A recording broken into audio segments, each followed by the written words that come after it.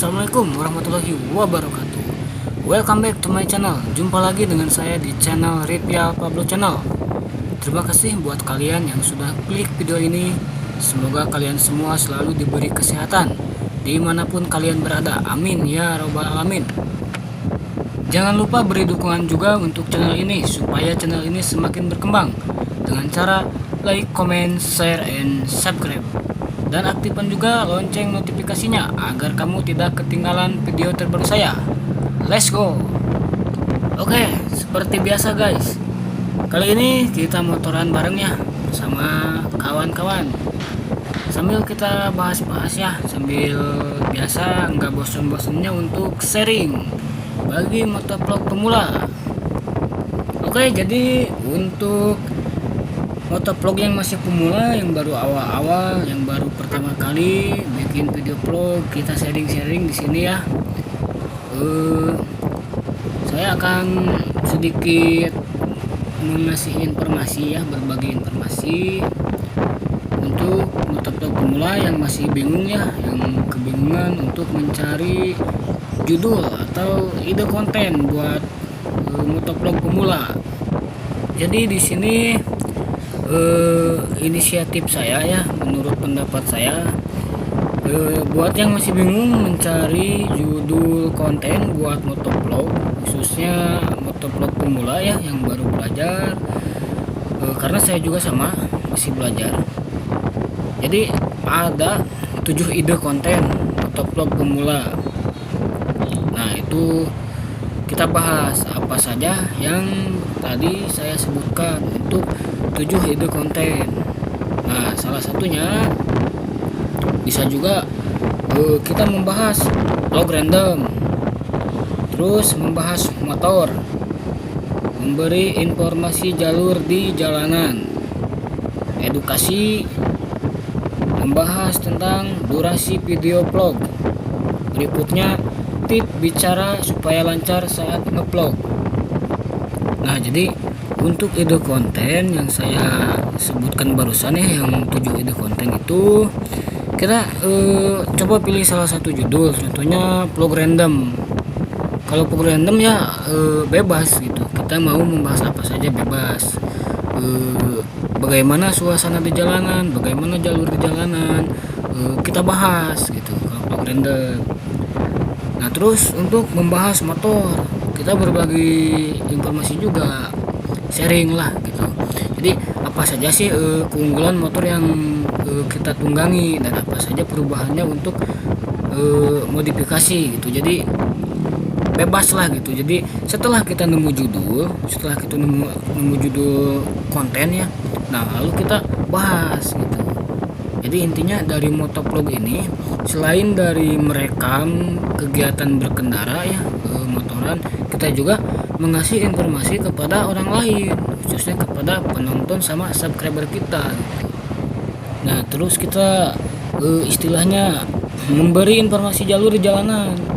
Kita misalnya menuju ke jalan mana nih, seperti saya ini kan di Jalan Golak Pangembangan. Nah kita ngasih informasi kepada orang lain, kepada penonton, informasi jalur di jalanan, bagaimana suasananya, bagaimana keadaannya, apakah jalur ini jalur macet atau jalur lancar, itu normal itu. Kita mengasih tahu, mengasih informasi kepada pengendara lain gitu.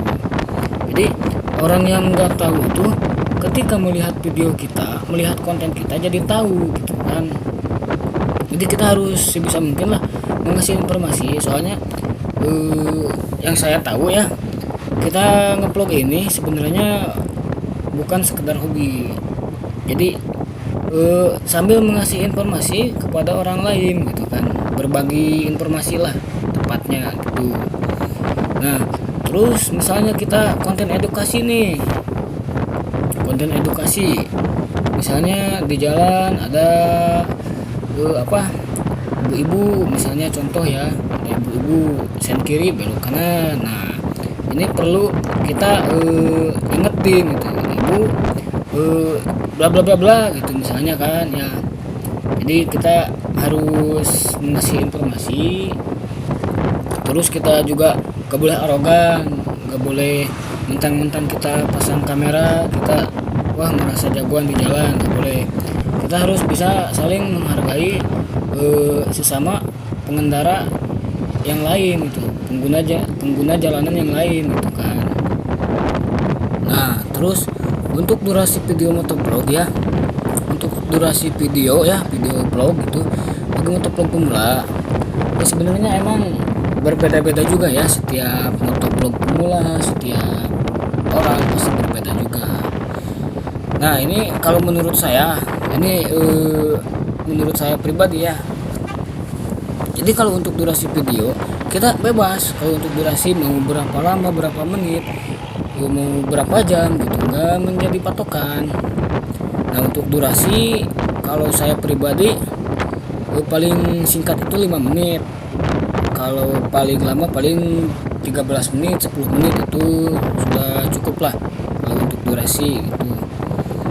Untuk durasi sih nggak terlalu menjadi patokan, yang nggak diharuskan harus segini lamanya, segitu lamanya, enggak gitu.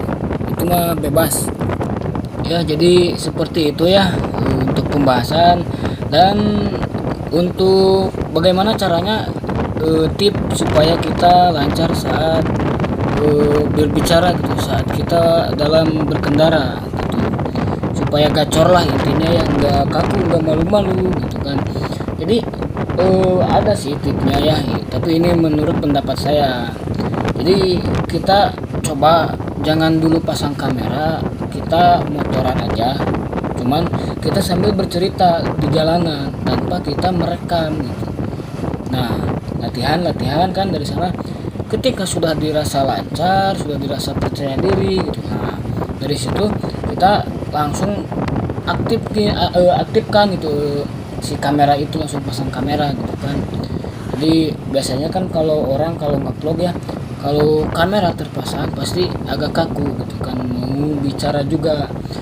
Tapi jangan dulu memasang kamera, coba bicara dulu, coba bercerita dulu.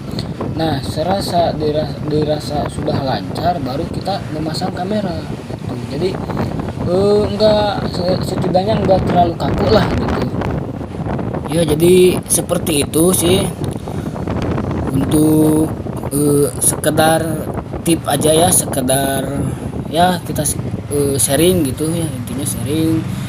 Untuk yang bingung ya, yang kehabisan ide untuk apa sih judulnya, konten motovlog itu harus bagaimana, judulnya harus apa. Nah, jadi di sini barusan sudah saya jelaskan untuk 7 ide konten gitu, yang tadi saya sebutkan, seperti vlog random, membahas spek motor atau modifikasi motor, memberi informasi di jalanan, edukasi, terus durasi video harus berapa lama, bicara supaya lancar bagaimana gitu kan ya. Mungkin seperti itu ya, kurang lebihnya mohon dimaklum, saya juga masih pemula.